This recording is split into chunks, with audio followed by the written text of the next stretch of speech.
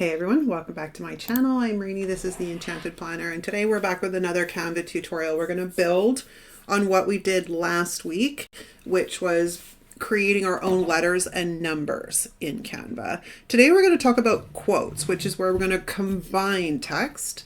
So simply we're going to start with our first step, which is creating a design. If you're importing it into Cricut, it is 6.75 by 9.25.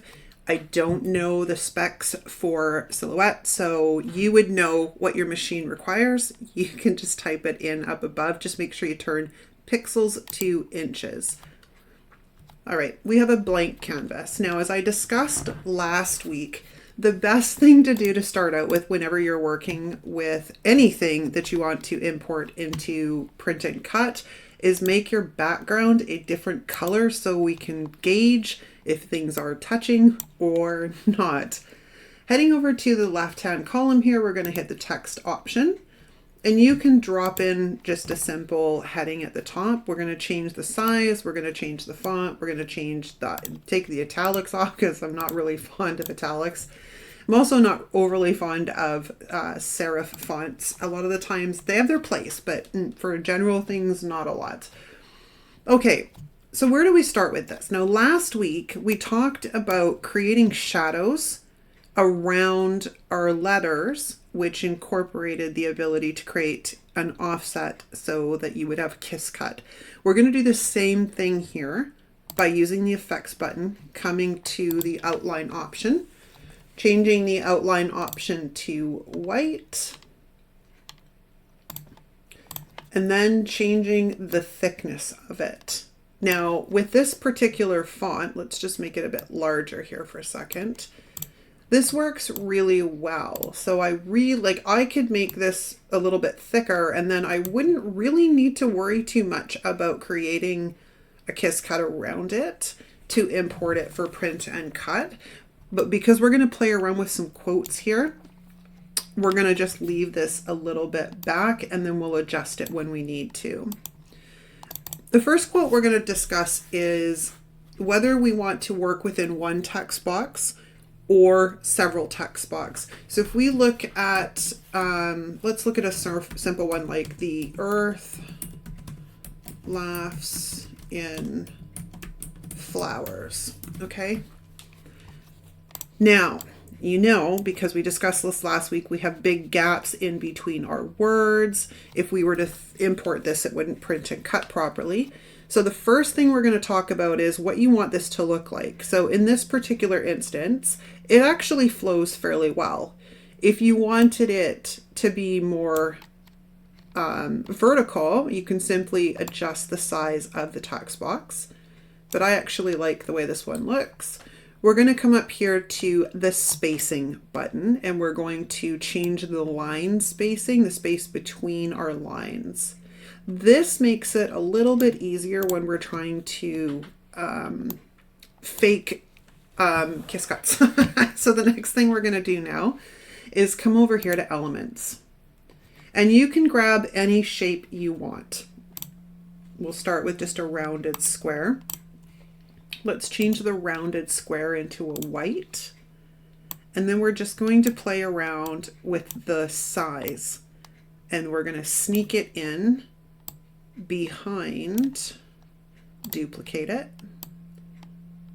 and then position it backwards and duplicate it. And again, position it backwards. And so on and so forth right down the line. Now, when we get to this point, we might want to adjust a little bit of the width backward. And then one more should be the winner. Let's bring this guy down here. And let's just bring him down and then send him backwards. Now, we need to fuse all of these guys together, just like we did with the letters that we worked on last week. I think we worked on fusing things. If not last week's tutorial, we've worked before in fusing and bonding the layers. And then we need to group them. And that's simply how you can do it. Now, this might be way bigger than you want as an option. So you're just going to drag the corner and you can resize it. So by the little numbers that have popped up, you can see that this particular box is now 3.6 inches wide by 2.4 inches high, which to me is not a bad size for a font, but maybe you wanted it a little bit smaller. Okay, so that is one way of creating fonts. But what if you don't want all of the same font within the text? So let's talk about that. Let's grab another text box. We're going to make it bigger so you guys can get a better view. Let's take the italic off. And we're going to use the same quote, but we'll go the, and then we're going to create our outline effect and thicken it up. And then we're going to duplicate that because we're going to change the font in here. And maybe you want this to be a script font. So let's come over here and let's find a script font. And then we can size that to make it a little bit, that kind of looks weird. So we're going to play around with this a bit. Now this is where you may find that some fonts are going to work better than others. Because this is more of a bounce script, it doesn't sit all that well. That one's kind of fun. Let's go down to, there is a simple script in here, let's see. And it is bouncy without being super bouncy. There we go. This is probably a much better option for this particular situation. Now, let's duplicate the again. And we're going to make this laughs, and then we're going to go in, and then we're going to duplicate the script font because we're going to make this one say flowers. Now we need to sort of position these guys. Now you have options in here because we're working with multiple text box. So I could bring the over to here, for example, and bring this in up here a little bit. That's a bit too much. I'm going to get in closer so I don't, there we go. And then we can bring this one in down here like this. Now we still have a situation where we have a big gap. And I mean, you can address this a few ways. You could bring this off to the side.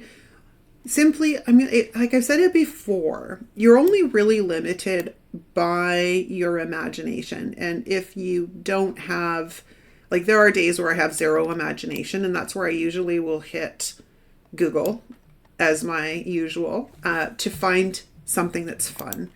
I will hit Google a lot of the times when I am looking for quotes and sentiments. I will just pull up the image memes, and there's a plethora of things to utilize. All right, we're going to do the same thing like we did above by bringing in the square, changing it to white, and we're going to use this to fill in the gaps.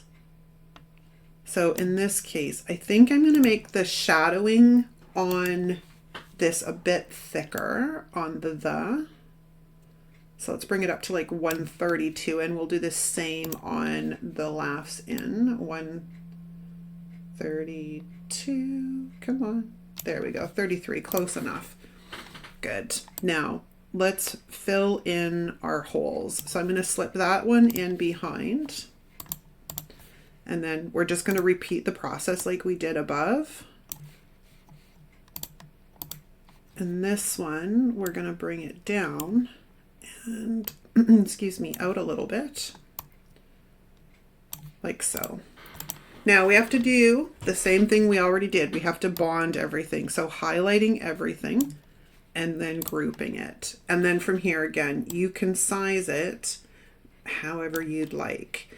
So in short, that is 2 ways to create different fonts, or sorry, different quotes and sentiments that you can import from here into Cricut to print and cut, or Silhouette. I'm just not really familiar with how the Silhouette software works, but I'm sure if you have a Silhouette, you're probably fairly proficient with it. You just need to come up here and download a transparent PNG. Now, we did talk about this last week. that Canva only allows the download of transparent PNGs if you have the pro version, but there are ways around that. You can download it as a JPEG, hit Google and type in JPEG to PNG converter, and there's some free options available for you online. They do reduce the image quality, but if you're literally just printing it out to make it for yourself, it's doable. You're not going to really notice any difference at all. But yeah, there you go. And then before you download and print it, the one thing I forgot to say is make sure you turned your background back to white. Then you can come up here, download it as a transparent PNG, and you're off to the races. So I hope this sparks some creativity in you and you are feeling great about creating your own fonts. If you don't have a Cricut and you still want to do things like this, simply download them as a PDF and then you just cut them out yourself. So if you come into the download section, this top drop down, you have options. You can choose a JPEG, PNGs, PDF standard, PDF print. If it's just for personal use, standard is fine. You don't need to go anything too complicated. And then you can just simply cut them out yourself and make all your own quotes that way. So yeah, I hope you enjoyed this video and it sparked some creativity for you guys. Let me know anything else you would like to see in the series. I'm adding to the list as I go. Thank you so much for watching, you guys, and I will see you next time. Ciao!